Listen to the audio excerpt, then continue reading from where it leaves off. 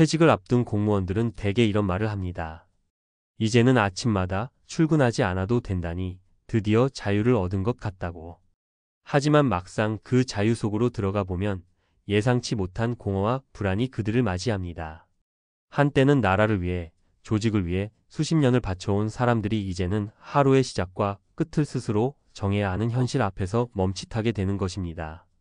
서울에서 32년간 근무하다 퇴직한 61세 김모 씨는 공무원 생활 내내 성실하다는 평가를 받았습니다. 누구보다 꼼꼼했고 상사의 신뢰도 두터웠습니다. 하지만 퇴직한 첫 달, 그는 매일 아침 시계를 보며 멍하니 앉아 있었습니다.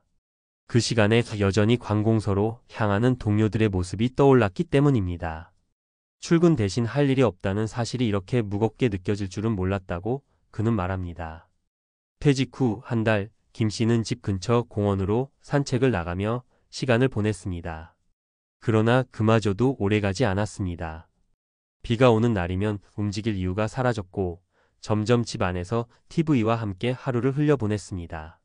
처음엔 잠시 쉬자였지만 어느새 그 쉬는 게 일상이 되어버린 겁니다. 그런데 그때부터 이상한 감정이 찾아왔습니다. 내가 지금 무엇을 하고 있는 걸까라는 질문이었습니다. 직장에 있을 땐 늘 누군가의 평가 속에 있었지만 이제는 아무도 나를 부르지 않는다는 사실이 버거웠던 겁니다. 퇴직금은 1억 8천만 원, 국민연금은 월 170만 원 수준이었습니다. 배우자 역시 교직에서 함께 은퇴했지만 두 사람의 합산 연금으로는 서울에서의 생활비를 감당하기 어려웠습니다. 특히 의료비와 자녀 지원비, 경조사비는 예상을 훨씬 웃돌았습니다. 김 씨는 공무원은 연금이 있으니 노후가 안정적일 거라는 말은 반만 맞다고 했습니다. 생활비가 아니라 생활 패턴이 문제였습니다. 직장 다닐 때의 소비 습관, 인간관계, 체면이 은퇴 후에도 그대로 유지되기 때문입니다.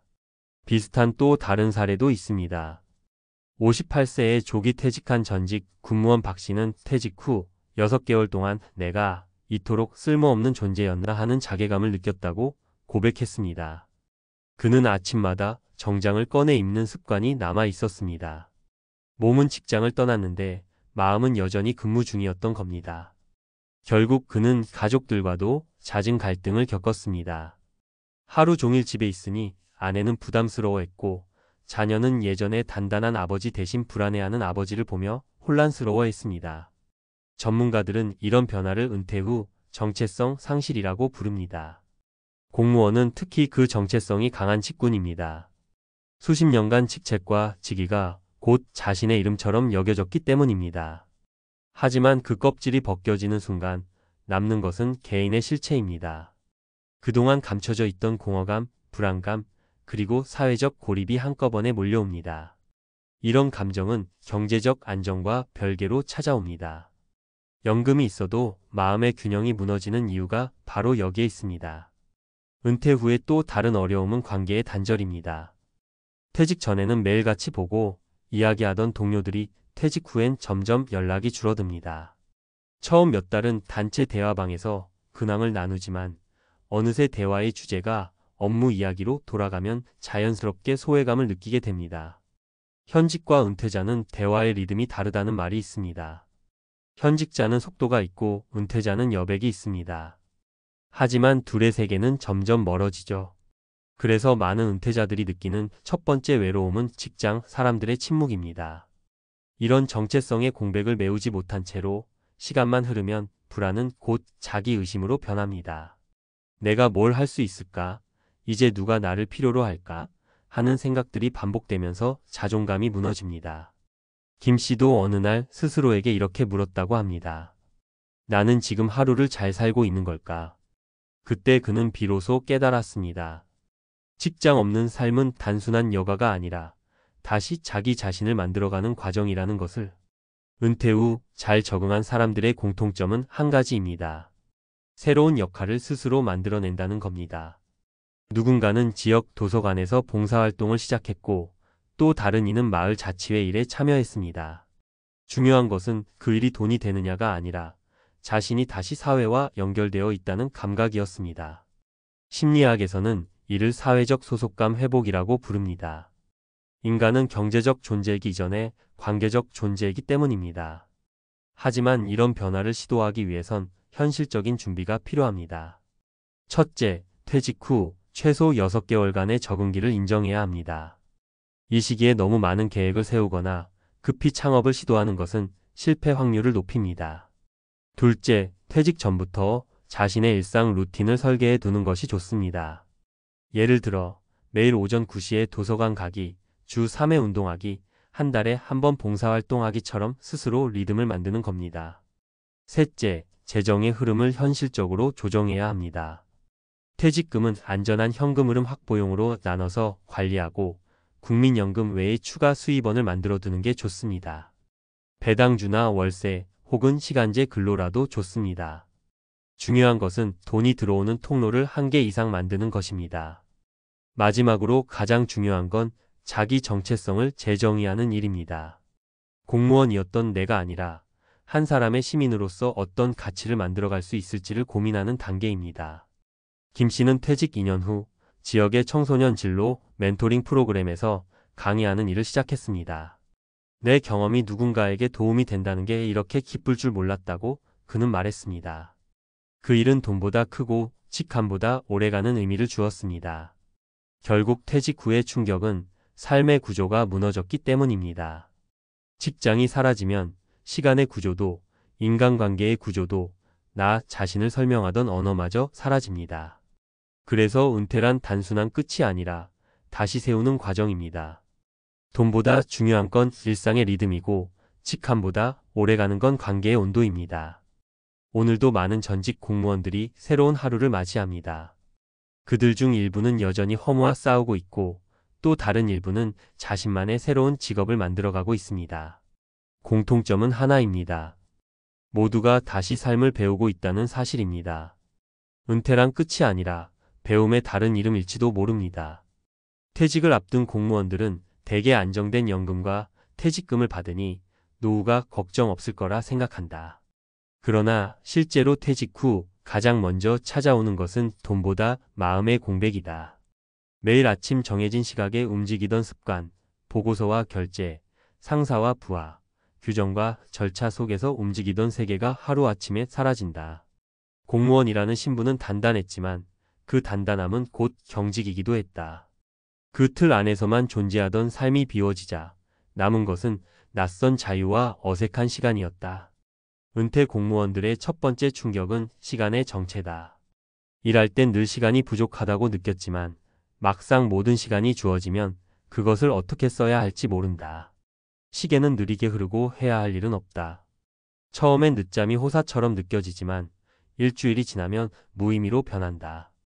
이 시기엔 나는 쓸모없는 사람이 된 건 아닐까라는 자책이 찾아온다. 그동안 자신의 존재를 직업으로 증명해온 사람일수록 이 공허감은 깊다. 어떤 이는 매일 도서관에 나가 신문을 읽으며 출근하듯 시간을 때운다. 그조차 하나의 리듬을 유지하려는 본능이다. 두 번째는 관계의 단절이다. 공무원 사회는 위계와 연공이 명확하다. 동료는 동료로, 상사는 상사로 존재했다. 그러나 퇴직 후엔 그 관계가 모두 사라진다. 연락은 점점 줄고 단체 대화방의 메시지는 자신과 상관없는 일들로 채워진다. 대화의 주제가 이번 인사이동, 차기 국장 같은 말로 이어질 때면 자신이 이미 과거형이 됐음을 깨닫는다. 관계의 끈이 느슨해지는 것이 아니라 세계의 중심에서 밀려나는 감각이다. 이 고립은 예상보다 빠르게 찾아온다. 세 번째는 재정의 현실이다. 퇴직 전엔 월급과 각종 수당이 있었고 업무상 식사나 교통비도 자연스레 처리됐다. 하지만 퇴직 후엔 모든 지출이 개인의 부담으로 돌아온다. 공무원 연금이 있다고는 하지만 세후로 들어오는 금액은 생각보다 적다. 특히 의료비, 자녀 지원비, 경조사비가 은퇴자 가계를 흔든다. 사회생활의 체면을 유지하려다 보면 연금의 절반이 빠져나간다. 그래서 퇴직 후 첫 2년은 재정 적응기라고 부를 수 있다. 연금 규모보다 중요한 건 소비 습관을 조정하는 일이다. 이 시기에 가장 위험한 건 성급한 투자다. 갑자기 늘어난 여유 시간과 퇴직금을 들고 주식, 부동산, 창업에 뛰어드는 이들이 많다. 하지만 이 선택은 종종 심리적 불안을 덮기 위한 행동이다. 나도 여전히 뭔가를 할 수 있다는 증명 욕구가 과열된 결과다. 그러나 시장은 냉정하다. 준비되지 않은 은퇴자의 투자는 실패 확률이 높다. 전문가들은 퇴직 후 최소 6개월간은 아무것도 하지 않는 시기를 권한다. 그 시간 동안은 돈보다 자신을 재정비해야 한다. 심리의 안정을 회복하고 새로운 생활 리듬을 만드는 것이 먼저다. 네 번째는 가족 관계의 변화다. 그동안 집 밖의 시간을 보내던 배우자가 하루 종일 집에 머무르면 공간의 질서가 흔들린다. 아내는 갑자기 남편의 존재가 버겁다고 말하고 남편은 자신이 환영받지 못한다고 느낀다. 자녀는 부모의 불안을 감지하고 거리를 둔다. 결국 은퇴 후의 외로움은 사회가 아니라 가족 안에서 먼저 시작된다. 이때 필요한 것은 서로의 공간을 인정하고 생활 패턴을 맞추는 대화다. 가족이 아니라 같은 공간을 쓰는 다른 인간으로서의 존중이 필요하다. 다섯 번째는 정체성의 재정이다. 공무원으로서의 역할이 끝나면 남는 건 한 개인으로서의 존재다. 하지만 오랜 조직 생활은 개인의 생각보다 조직의 판단에 익숙해져 있다. 그래서 스스로 결정하고 행동하는 능력이 약해져 있다. 이 시점에 자주 나타나는 현상이 결정 회피다. 뭐든 남이 정해주길 바라거나 작은 일에도 지나치게 신중해진다. 이는 자신감의 상실에서 비롯된다. 따라서 은퇴 후 가장 먼저 해야 할 일은 내가 주도하는 하루를 만들어 보는 것이다. 그것이 단순히 아침 운동이든 책 한 권 읽기든 상관없다. 주체적으로 하루를 설계할 때 삶의 방향이 다시 잡힌다. 심리학적으로 은퇴 후 불안은 상실의 3단계를 거친다. 첫째, 부정과 혼란의 단계. 둘째, 분노와 자책의 단계. 셋째, 수용과 재구성의 단계다. 대부분의 은퇴자는 첫 번째와 두 번째에서 머문다. 왜 이렇게 됐을까? 나는 실패한 인생인가 하는 질문에 빠진다. 하지만 이 과정을 거쳐야만 다음 단계로 나아간다. 회복의 핵심은 새로운 소속감을 찾는 일이다. 봉사활동, 마을 커뮤니티, 독서 모임, 취미 동호회 등 어떤 형태든 좋다. 다시 사회와 연결되는 순간 마음의 온도가 달라진다. 경제적 관점에서 보면 퇴직 공무원에게 필요한 것은 소득의 다층화다. 연금은 기본소득이지만 물가 상승을 따라잡기 어렵다.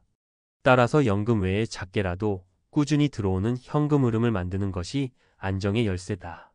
임대 수입, 배당금, 시간제 근로, 온라인 강의 등 여러 방식이 있다. 핵심은 일하지 않아도 돈이 흐르는 구조를 만드는 것이다. 이는 단순히 재정적 문제를 해결하는 것이 아니라 자신이 여전히 사회에 기여하고 있다는 심리적 안정감을 준다. 사회적 측면에서 보면 은퇴자는 존재의 의미를 잃지 않아야 한다. 공무원으로 일할 때는 제도와 규정이 그들의 행동을 이끌었다. 이제는 스스로 윤리를 만들어야 한다. 내가 누구에게 어떤 가치를 줄 수 있는가, 어떤 일을 할 때 하루가 의미 있었는가를 묻는 시간이 필요하다. 일부 은퇴자는 지역 청소년 멘토링이나 행정 자문 활동에 참여하며 자신의 경험을 사회로 환원한다. 이런 활동은 단순한 봉사가 아니라 자기 회복의 과정이다. 결국 퇴직 후 매일 겪는 충격은 무너지는 구조에서 온다. 시간의 구조, 관계의 구조, 정체성의 구조가 사라질 때 인간은 방향을 잃는다. 그러나 새로운 구조를 세우는 것은 가능하다. 그 시작은 작은 습관이다. 매일 아침 일정한 시간에 일어나기, 하루 한 사람에게 안부 인사하기, 일주일에 한 번 새로운 곳을 방문하기 같은 단순한 행동이 삶의 리듬을 회복시킨다. 안정된 리듬은 다시 생각의 여유를 만든다. 은퇴는 끝이 아니라 전환이다. 직업이 사라져도 인생은 계속되고 사회와의 연결이 끊겨도 의미는 다시 만들어질 수 있다. 다만 그 의미를 누가 만들어줄 수는 없다. 스스로 설계해야 한다. 전직 공무원들이 겪는 가장 큰 혼란은 바로 여기에 있다. 수십 년 동안 지침서와 규정으로 움직이다가 이제는 아무도 정답을 알려주지 않는 세상에 던져진 것이다. 그러나 그 자유 속에 새로운 가능성도 있다. 그것을 깨닫는 순간 은퇴는 두려움이 아니라 기회로 바뀐다. 결국 삶의 방향은 직함이 아니라 마음의 태도가 결정한다. 직장을 떠난 뒤에도 스스로에게 질문할 수 있다면 그는 여전히 성장하는 사람이다. 오늘 나는 어떤 의미 있는 하루를 보냈는가? 이 질문 하나가 은퇴 이후의 삶을 지탱하는 가장 강력한 기준이 된다.